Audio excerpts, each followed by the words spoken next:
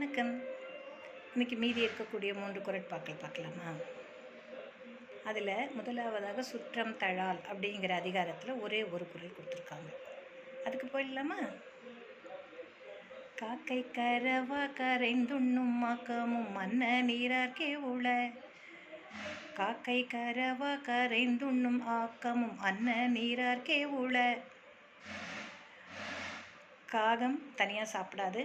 உணவை பார்த்தா கூவி அழைத்து, காக்கா என்று கூவி அழைத்து தன்னுடைய சுற்றத்தாரோடு சாப்பிடும். அதுபோல தன்னுடைய சுற்றத்தினரை அனுசரித்து நடப்பவர்கள் மிகச்சிறந்த செல்வம் சேரும்படி இருப்பார்கள். காக்கை போல விருந்தினரோடு உணவு உண்ணும் பண்பு இருப்பவர்கள் சிறந்த செல்வத்தை பெறுவார்கள். இதுதான் அதுக்கு பொருள்.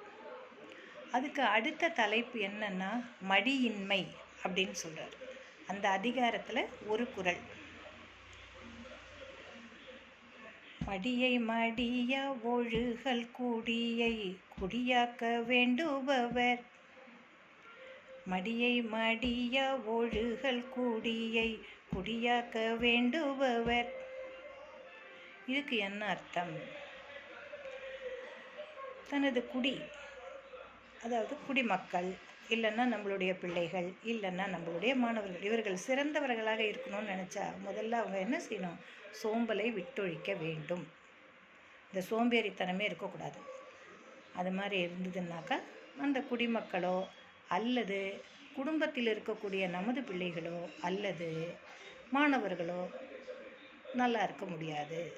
ஆக சிறந்த குடிமக்களை நாம் கொள்ள வேண்டும் அப்படின்னு சொன்னால் என்ன செய்யணும்? சோம்பேறித்தனத்தை விடுத்து விட வேண்டும். இதுதான் இதுக்கு பொருள். அதுக்கு அடுத்து ஒரு அதிகாரம், அதில் ஒரு குறள் தான் வருது. அது என்னன்னு பார்க்கலாமா? இடுக்கண் அழியாமை. இதில் ஒன்றே தான் சொல்கிறார். இடும்பைக்கு இடும்பை படுப்பர் இடும்பைக்கு இடும்பை படாதவர். இடும்பைக்கு இடும்பை படுப்பர் இடும்பைக்கு இடும்பை படாதவர். இதுக்கு என்ன பொருள் அப்படின்னா, இடும்பைனா கஷ்டம், இடும்பைனா கஷ்டம். கஷ்டத்தை கண்டு பயந்து ஓடக்கூடாது, அதை எதிர்த்து நிற்கணும். வலிமையோடு அதை எதிர்த்து போராட வேண்டும்.